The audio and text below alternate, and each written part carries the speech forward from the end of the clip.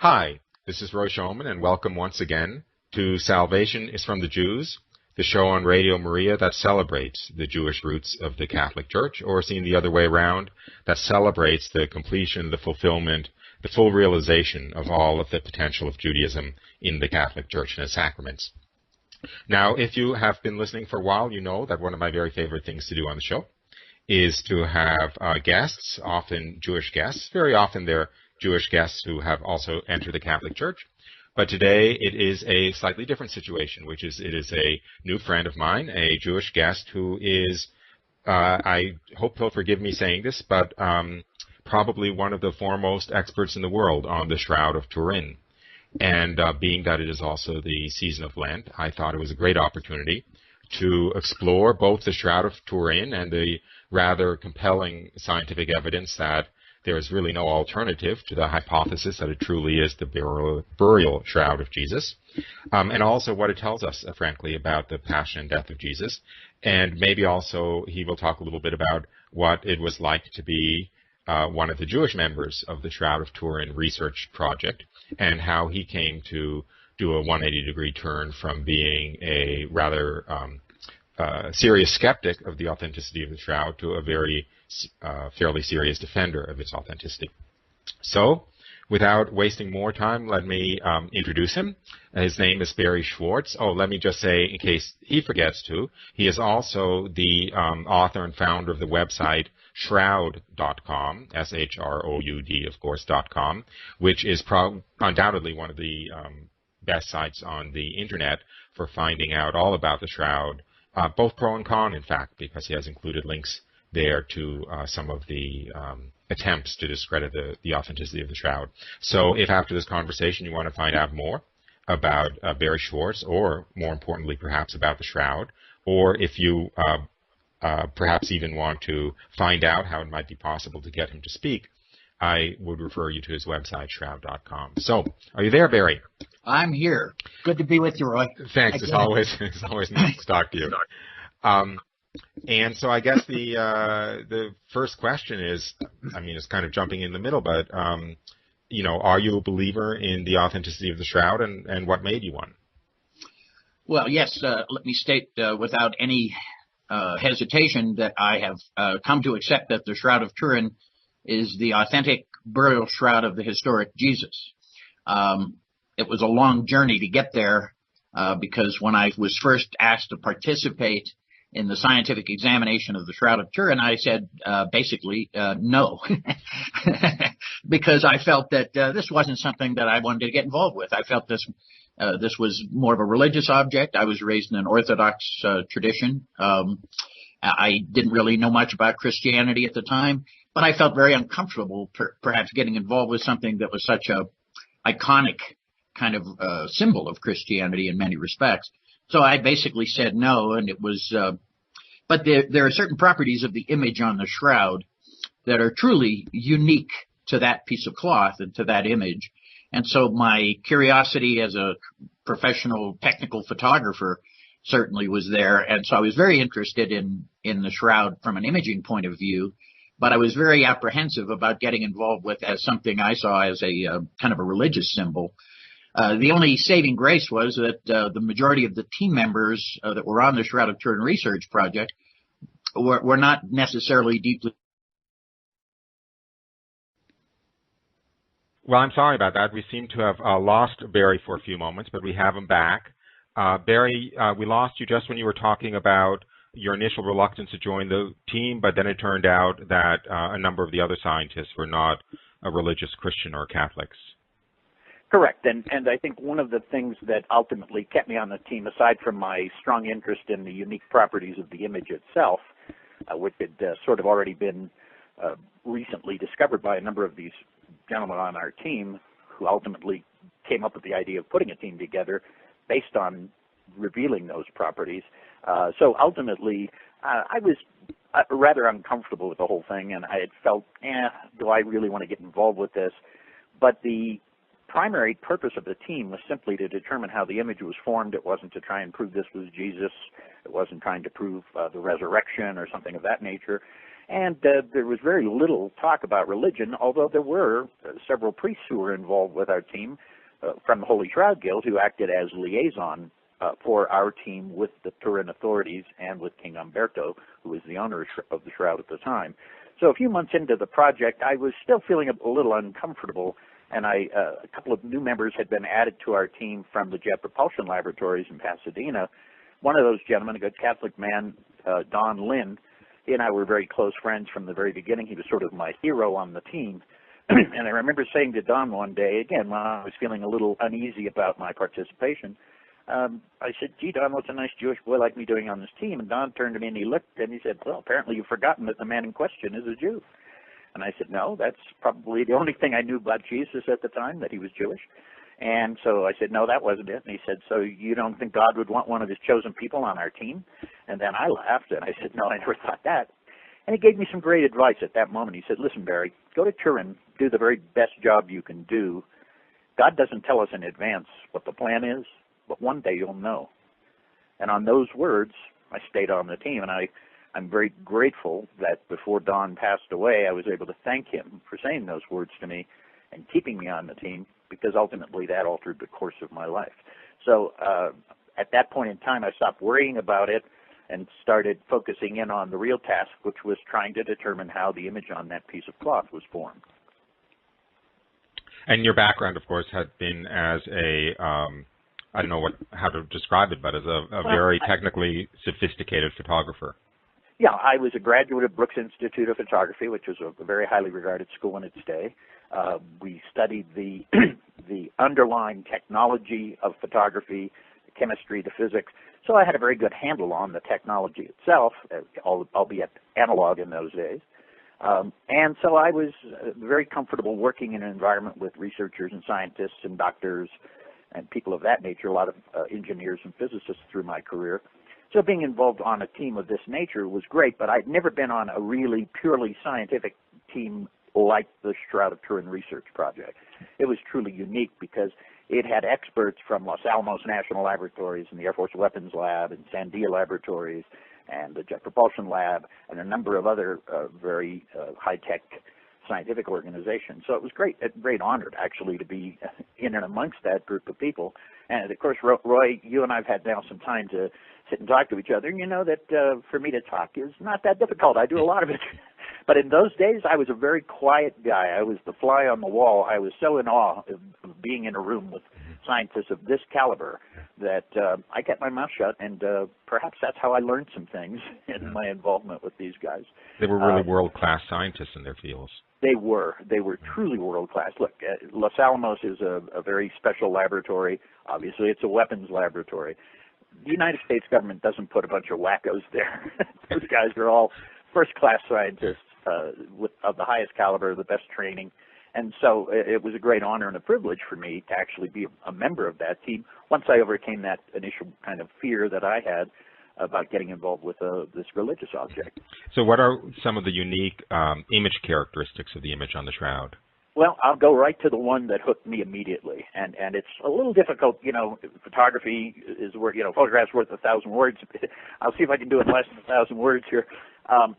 One of the most unique properties of the image is that the lights and darks of the image itself, or the image density as we call it, is directly proportionate to the distance between the cloth and the body at the moment the image formed.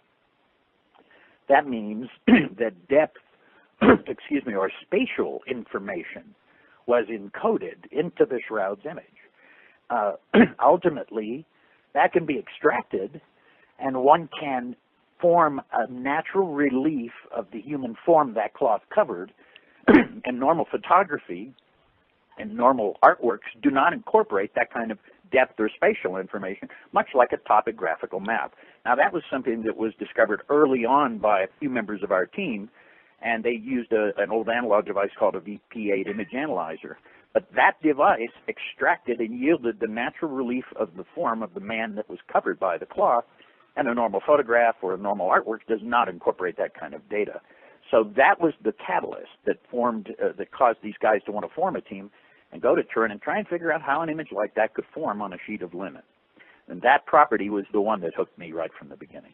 So basically, there's a way to take the image on the Shroud of Turin and create essentially a three-dimensional image from information that is sort of hidden in the two-dimensional image on the shroud. Exactly. It's like I say, it's always a rather complex thing to describe. And of course, you saw my presentation where I actually can show some slides from the VP8 and some video footage from the VP8 screen, so you can actually see that that information is there. And of course, that information can be extracted now using a number of other techniques, including digital software will reveal that that information is truly embedded in the shroud's image. And that technology was developed for the space program or something originally? Well, you know, they keep saying that. The VP8 image analyzer was over at Sandia Laboratories, and they were using it basically to see if they could extract more information from X-rays they were using.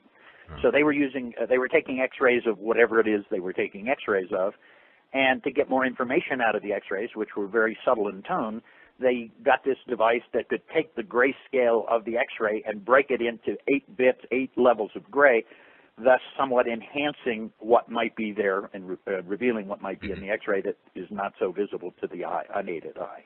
Okay. So they had it there for that purpose. It really had nothing to do with space. The VP8 was not used by NASA to map the moon or Mars, as some people have said. Well, I've heard a lot of myths, I guess, in a lot of mythology. So you, I remember that you mentioned another thing that really pushed you over the edge, having to do with the bloodstains on the shroud. Yeah, actually, that was one of the things that pushed me back over the other edge, basically, because when obviously, one of the primary theories was the shroud was some form of painting or artwork. So that was one of the things that we went there to determine. And I would say it took maybe 15 minutes with the shroud in front of me and with my high-powered magnifier in hand to realize is that if this was a painting of some sort, it was a painting without paint, because you can look at it with a magnifying glass or better yet, of course, with a microscope, which we ultimately did, and you can see that there's no paint or pigment on the cloth. It's simply the discoloration of certain surface fibers that are responsible for that yellowish-colored image. But there's no paint or pigment added to create that color. And it took maybe 15 minutes for us to see that. But there was a problem, and that was that as we stood there and looked at this cloth, we noted that the blood stains on the cloth were still red. And old blood is supposed to turn black or brown often within an hour or even less. And here's blood that ostensibly might be 2,000 years old, at least 700 years old, based on, just looking at its recorded, documented, unbroken chain of history. And yet we have this blood still reddish and crimson in color, and that was a deal breaker for me.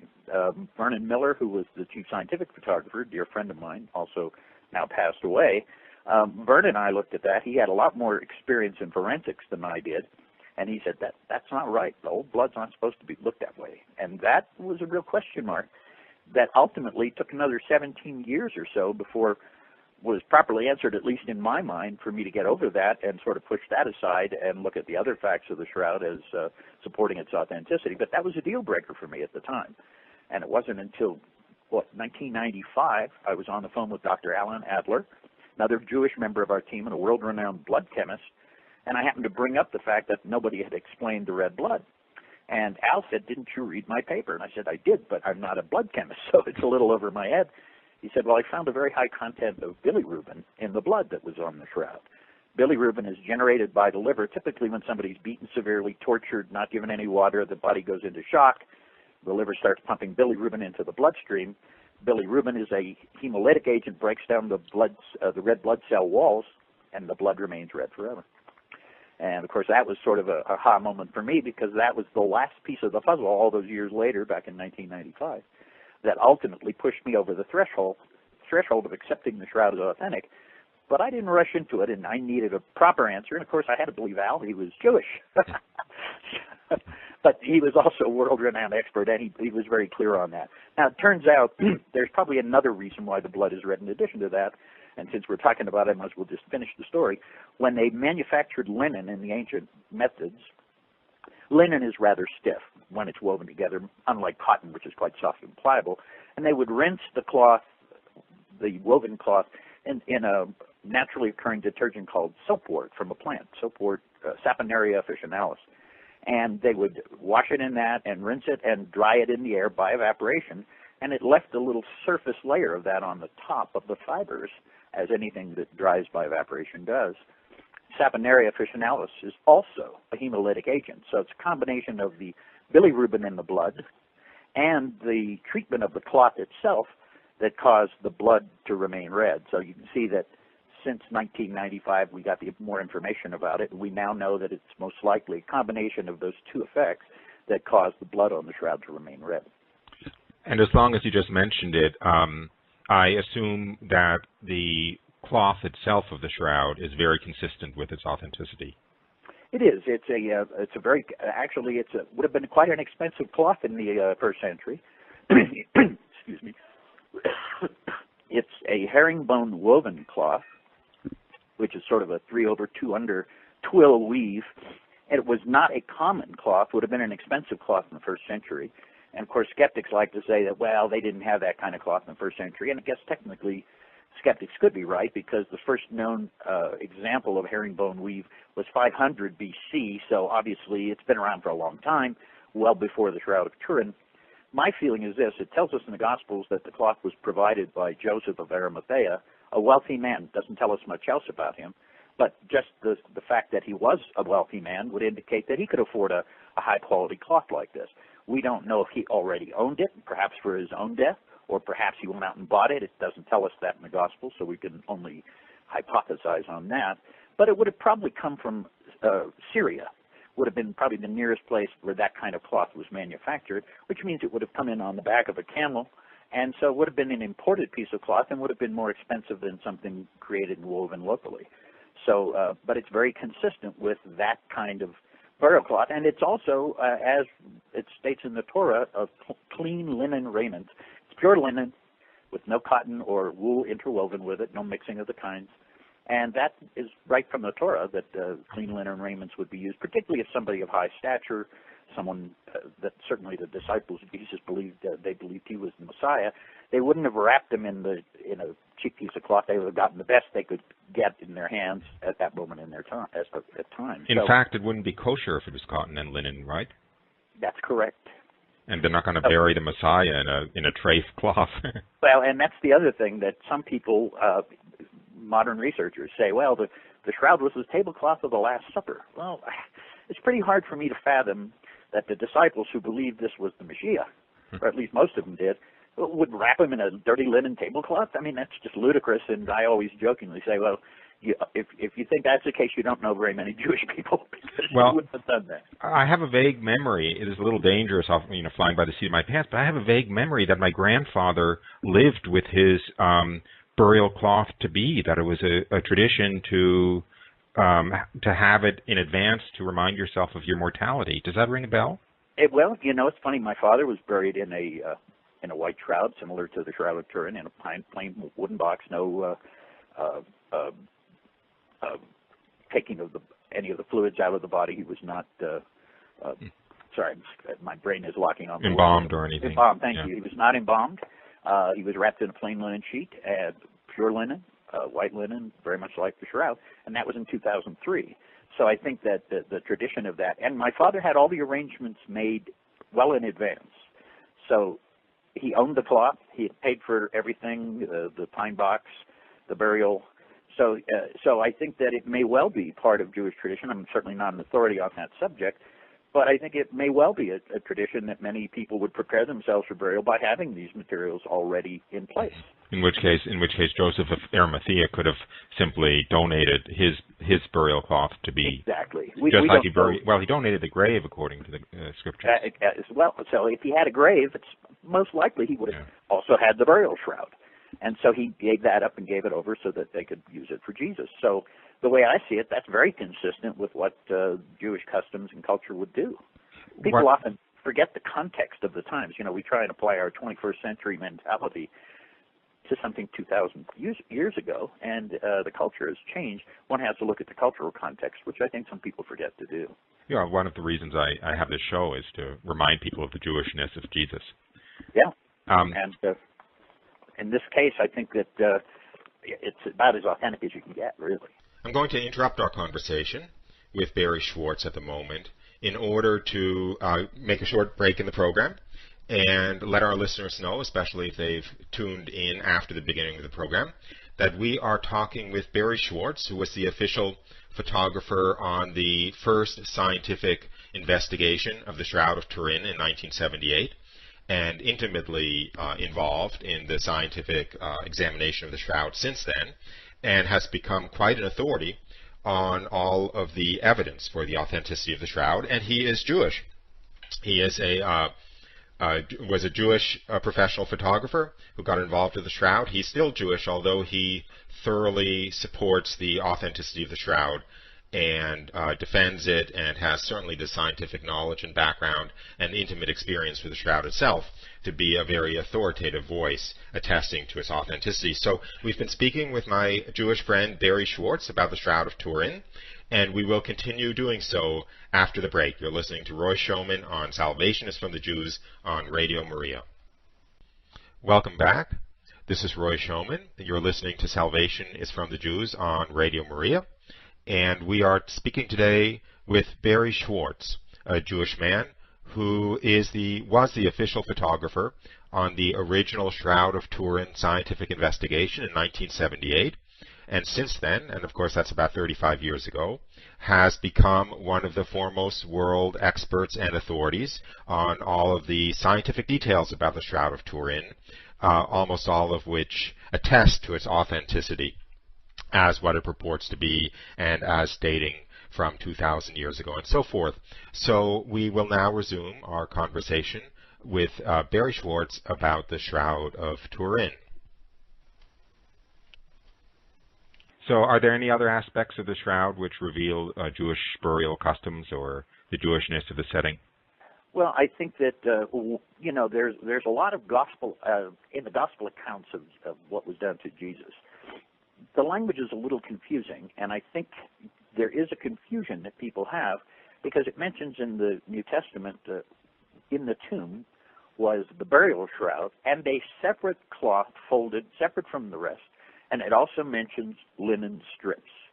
This has given many Christians the idea that Jesus was buried by wrapping the body the way the Egyptians did, as a mummy, with strips of linen. Well, by the first century, even the Egyptians had stopped wrapping mummies that way. And however, if you have a long burial shroud, put the feet at one end, the head in the middle, and then bring the cloth back up over the head and back to the feet, if you move the body, the cloth's just going to fall off. So they would use linen strips to bind the body into the cloth at that point in time, and I think that's what it talks about in the Gospels when they say that there were linen strips. And the second cloth, separate but folded and separate from the other, was the face cloth that would have been placed over his head when he was brought down off the cross.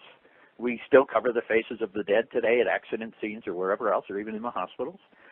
They would have covered his face, taken him to the tomb. They would have removed that cloth and placed it in the tomb because it had blood and fluid on it, so it's required by Jewish law to be buried with the body. But they would have kept it there in the tomb, and that's mentioned in the Gospel. So to me, that's very consistent with a first century Jewish burial. As far as I'm concerned, there's nothing about what is described in the Gospels that goes against our knowledge of the shroud. And that second cloth that I mentioned, the face cloth, is known as the Sudarium, and it's in Spain. It's been there since about the 5th century, documented, without a broken chain of custody. And because some people say if it says there were two cloths in the Gospel, the shroud is a single cloth, so it can't be authentic, which to me is sort of laughable considering that after 2,000 years, it's quite logical that the two cloths might have gotten separated. Yeah. But everything about the description of what was in that tomb is very consistent with the first century Jewish burial. When you mentioned the blood remaining red, I forgot the name of the blood component, but you said that it happens when the victim dies in a great deal of pain or agony. Is there anything else about the shroud that reflects frankly, the suffering that Jesus went through during the Passion? Sure. I mean, if we look at the gospel account of what was done to Jesus, we can start at the top of the head. He was crowned or capped with probably a cap of thorns. They didn't weave a pretty little crown to put around his head, and imagine telling a Roman soldier that this criminal you're about to kill, before you do that, let's make him look nice. That's silly. They took a nasty thorn bush and they smashed it down on his head, and the head of the man of the shroud is covered with wounds and blood stains as if from a cap or crown of thorns. If you go down and look at his face is severely beaten, both cheekbones swollen, one more so than the other. There's blood on his face and on his beard. If you go down a little further, from the neck to the ankles, on the back as well as the front of the body, are well over 120 scourge marks from a Roman flagrum. It's a documented torture device the Romans used. It had dumbbell-shaped lead weights on the end. A hat tip to Mel Gibson for making it far more dramatic in his film by using hooks or scorpioni, which the Romans did use when they were, that was a tool for capital punishment. They would kill you with that. They didn't use that on Jesus. They wanted him to die up on the cross where everybody could see it, not on the ground. But in making the film, Mel Gibson used artistic license to make it more graphic and make you feel the horror of it even that much more by extreme close-ups. So there's the rending of the flesh there, but we have scourge marks literally from his neck down to his ankles, and not just on the back of the body, but also on the front. We go down a little bit further, and there's a large oval spear wound in the side with a blood flow emanating from it. And interestingly, when we look at that blood flow with ultraviolet fluorescence photography, we can see a serum halo surrounding that blood stain. And when we examine other blood stains on the shroud, we find that serum halo around many of the blood stains on the cloth. And for somebody to tell me that an artist put that there in hopes that someday they would invent a technology that would allow us to see these serum stains is sort of ludicrous. What's a serum halo? The serum is the liquid portion of your blood. You know, our blood is comprised of a liquid portion, which is called serum, and then it has red blood cells and white blood cells that give it its color and also protect us from, viruses and things. That's what the white blood cells are there for, to fight off disease and viruses and bacteria. And so the liquid portion of the blood is only, that serum stain is only visible with UV fluorescence. It's not visible to the naked eye. So to get me to believe that some medieval guy, some forger, put that there in hopes that someday we would find it is sort of ludicrous. So we have that, and we continue down on looking at the man's body, and we can only see the back of his hands. We cannot, his arms are crossed over his torso, so we can only see one exit wound at the back of one hand or wrist where one of the crucifixion nails would have come out. If we go further down, we can then see the blood stains at the feet and ankles from the crucifixion nails that were used to hold his feet in place on the cross. So everything that is described in the Gospels is documented with absolute 100% forensic accuracy on the Shroud of Turin.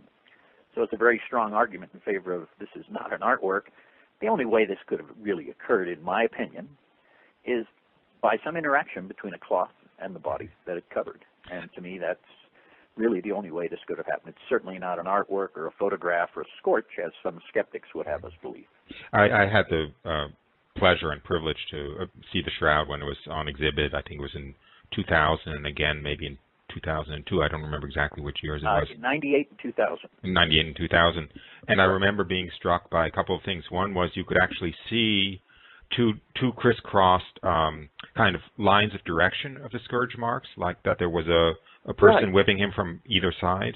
It's true. Now, the guys who are far better at this than I am, the real forensic guys, have studied the scourge marks on the body and were able to determine that there were two men applying the scourges or the flagrum to the body, and they could even determine which one was right-handed and which one was left-handed, if I remember correctly.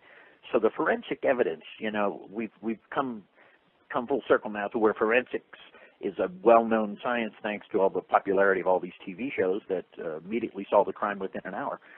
In the real world, of course, that's not the way it works, but we've all become very familiar with the terminology of forensics.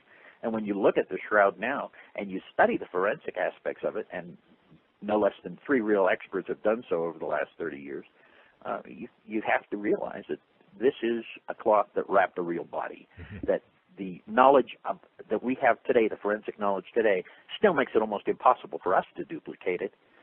Certainly some medieval person trying to create an image like this would not have had a clue how to do it and would not have been able to incorporate the forensic accuracy that we see there.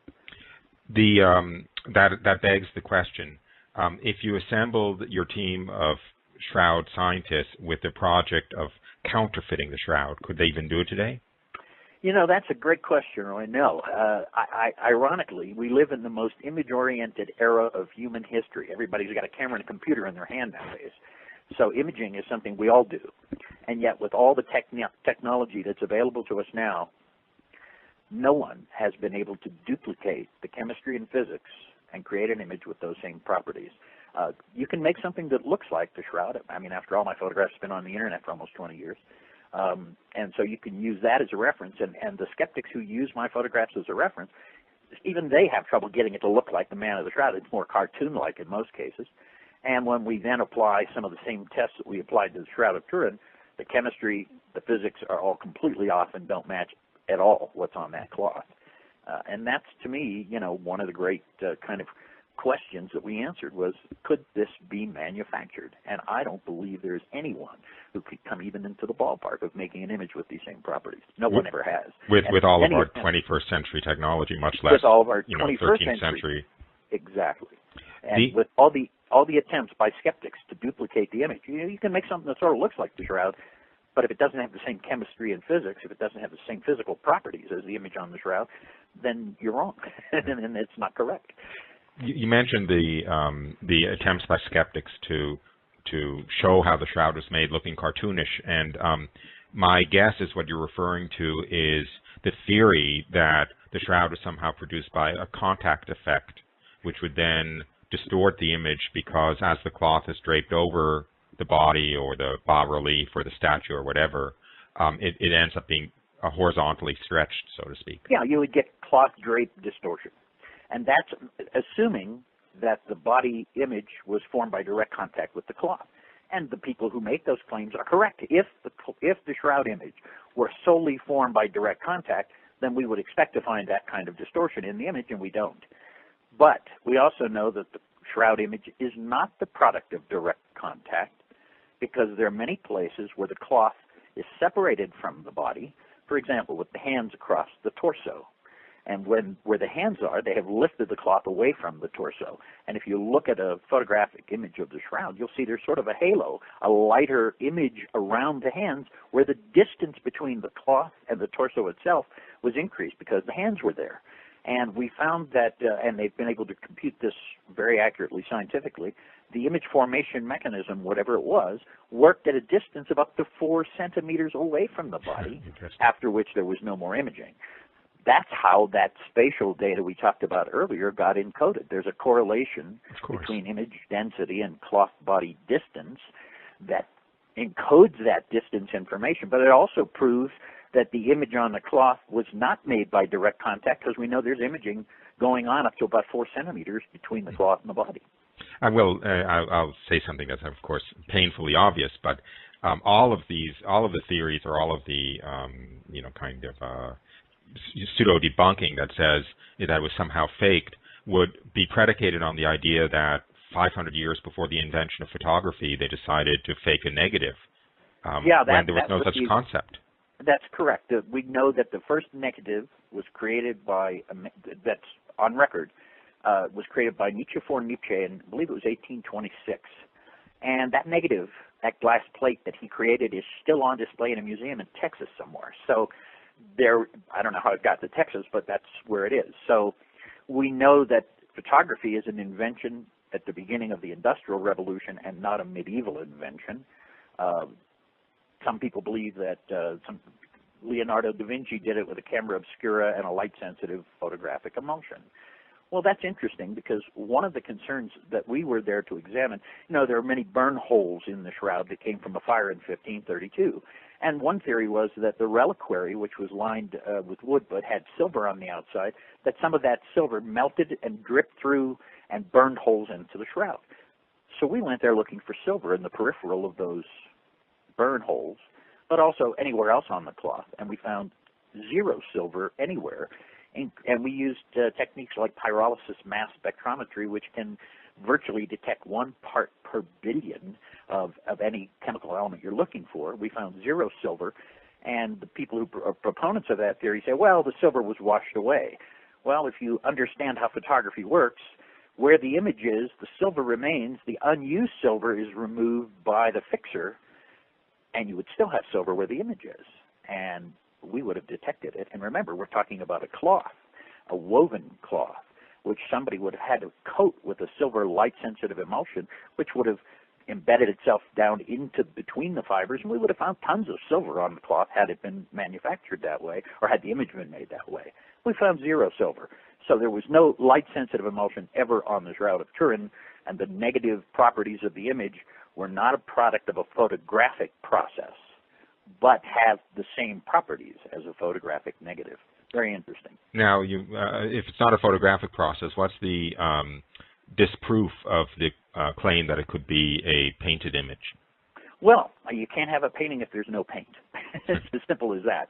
And although a few particulates have been found on the shroud that are paint, they are few and far between. They do not comprise the image. They're sort of scattered randomly across the cloth. And you have to understand there are 52 documented occasions where artists were permitted to paint a replica of the shroud and then lay their replica onto the shroud to sanctify it, create a relic, if you will. And at that point in time, transference of a few particles of paint is not only expected, but if it weren't there, I would be questioning. So there are a few particles of paint that have been found on the shroud, but no more so in the image areas than in the non-image areas, sort of scattered randomly across. Now, one of the pigments that were historically used in medieval times is something called vermilion, which is really red iron oxide, rust if you want to get technical, Fe2O3, red iron oxide, but always mixed with cobalt and manganese. We found some particulates of red iron oxide, again, evenly distributed across the entire cloth, and it was pure red iron oxide, not mixed with cobalt and manganese, so it's not a pigment. It's a byproduct of the retting process. When you make linen, you start with the flax plant. The first thing you do is you soak it in water. It's called retting. And any iron in the water is going to embed itself into that flax material and ultimately show up as microscopic, and I mean microscopic particles on the shroud. And it's pure red iron oxide, and it's found across the entire shroud. But if you scraped it all into a pile, you'd still need a microscope to see it. It's that minute of an amount. It is not responsible for the image. But it's something skeptics have used. Oh, there's red iron oxide, so it must be a painting. Well, it's pure red iron oxide, the byproduct of the linen retting process, definitely not from paint or pigment. Okay. Our team had, just one final thought on this. Our team was so well prepared that we had the spectral characteristics with us of every paint and pigment known to man from medieval to modern times. We had a database with us, not in a computer, but an actual printed out plot of every chemical element. And you know, we went there looking for paint, obviously, as one of the things that part of the mystery we were trying to solve was, is this a painted object or not? Now, I always ask people, if you look at the quality of the scientists that were on our team, guys from all these wonderful laboratories, how long do you think it would take for them to have found paint on the shroud if it were painted?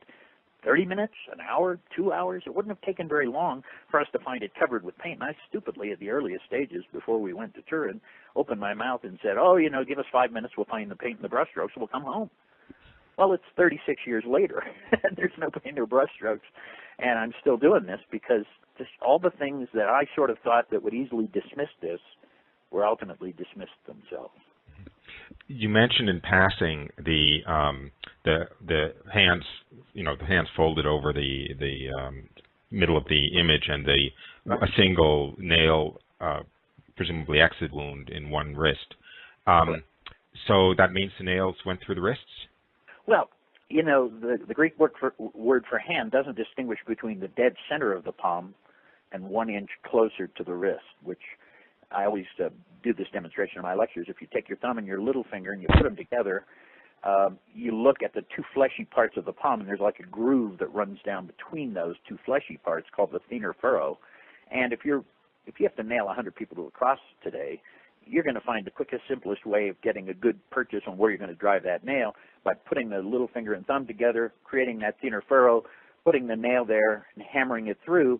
It's much more difficult for somebody to rip their hand loose than if it's an inch toward the center of the palm where the phalanges are, where it might be easy for a strong man to rip himself loose while he's being tortured.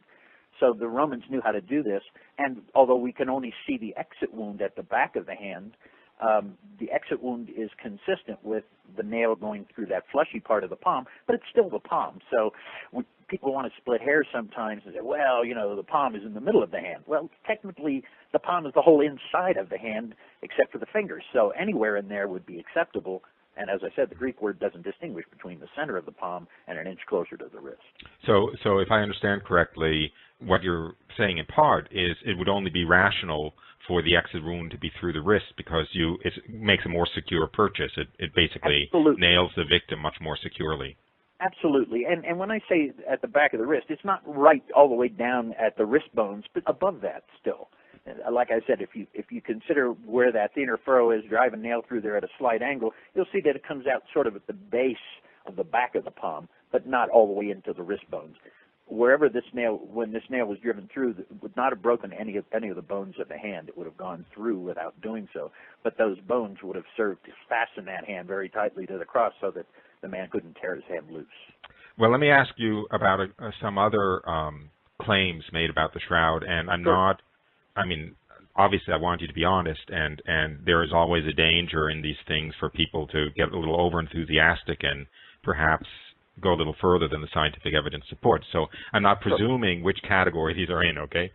Sure. But a couple of these things are, let's see, the pollen in the cloth, coins on the eyes, flower images on the cloth, I guess are three things that come to mind. Okay, let's talk about, let's call them secondary images. Okay, first of all, there's no scientific evidence to support any of those claims. No scientific evidence. Even the pollen, Well, let's talk about the pollen first. The man who lifted the pollen on tape samples from the shroud just prior to starting our examination in '78 was a man named Max Fry. I documented everything he did very carefully photographically, and you'll find those images in our collections. Max Fry used dime store sticky tape, used his thumb to apply it, and peeled up, pulling up on the shroud, putting a lot of strain on the shroud, and from that he claimed to be able to identify certain pollens as being specifically from the Jerusalem area. Now, of course, for years we thought that was wonderful information. He released a photomicrograph, actually a scanning electron microscope photograph of a pollen, and he said this is what he found, and we all saw that as reasonably credible at the time. It wasn't until the death of Max Fry that it was determined that the sample slide he'd given us all, that we were all using in our presentation, was an actual reference slide of an actual pollen, not one from the shroud, but a reference sample. It turns out that ancient pollens, by the way, pollens aren't hollow. They have an interior that's called mintine that's more like a pulp, like the inside of a tree. And that over time will dry out. And the more ancient the pollen, of course, the more dried out it gets. And when it dries out, the external pressure increases to a point where it crushes the pollen, making it virtually impossible to identify ancient pollens just by visual inspection. When everybody went back and re-examined the work done by Fry, it turns out that many of the pollens that he was claiming to be able to identify by genus and species, it's just impossible to do so according to the paleonographers who are real pollen experts. And they say that it's just not possible to do visual identification. They can now do DNA analysis of pollens to determine what genus and species they might be, but visual inspection is not a credible way of doing so. So the claims made by Fry have sort of been discounted now and sort of cast aside, so there is no hard scientific evidence to support the claim that those pollens that he identified were accurately identified at all. Are those pollens, can people get a hold of those pollens and do the DNA testing today? The entire Fry collection is in the hands of one researcher here in the United States. He has not made them available. Okay. So unfortunately, there's that. So let's talk about flowers. Okay. Because the flower theory has been proposed by a man named Avinoam Danin, an Israeli botanist, dear friend. Just saw him last year in Jerusalem. He has now claimed to find over 5,000 flower images or plant images on the shroud. And this comes up frequently in my lectures, and people always say, "What about the flower images?" And I say, "Well, how many do you see?" And there's usually a little bit of a silence there, and then they say, "Well, we really don't see any."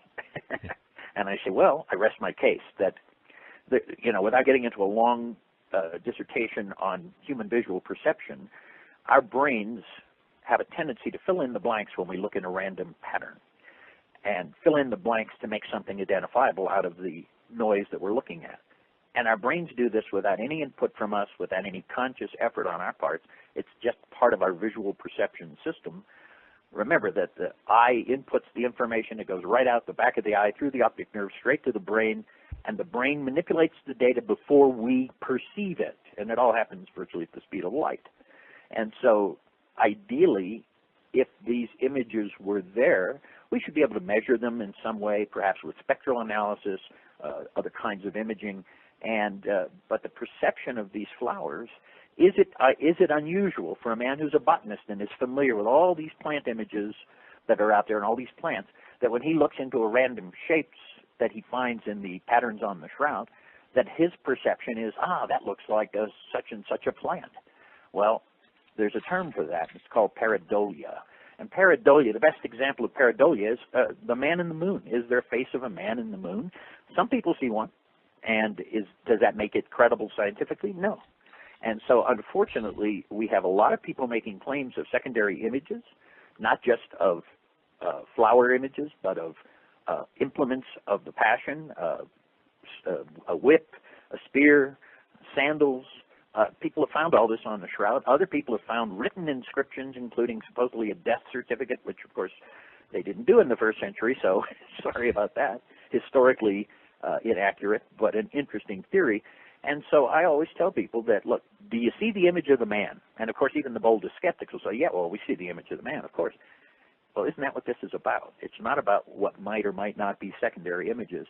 The problem is our brains are designed to make sense of what we look at, and they do it without a lot of help. So if that's why some people can look at the shape of a mountain and see a face or see a body or whatever it happens to be. Does that mean that's what's there? Not really, but that's their perception of it. And so we suffer from that, especially now that everybody can manipulate images in their computer. You should see the images people send me, including I got one yesterday from a lady who took a picture of a mountain, and when she turned it sideways, it sort of had the shape of a body under a cloth, and that's what she saw. Does that mean that's what's really there? Not really. Well, I'm afraid I'm going to have to break this conversation at this point. We're out of time for today. We've been speaking with the Jewish photographer Barrie Schwortz, who was the official photographer on the original scientific investigation into the Shroud of Turin. And he has been speaking out of his immense expertise and experience with the Shroud on many aspects of the Shroud's authenticity, of which he has become thoroughly convinced and quite a great apologist at conferences and talks around the world. His website is shroud.com, which is the foremost website in the world for details on the Shroud of Turin. I strongly encourage you to visit it. And we will have to continue our conversation next week with Barrie Schwortz on the Shroud of Turin. This is Roy Schoeman, your host. The show is Salvation is from the Jews. Thank you for listening, and I hope you listen again next week to the continuation of our very rich and interesting conversation with Barrie Schwortz, the photographer of the Shroud of Turin. Bye for now.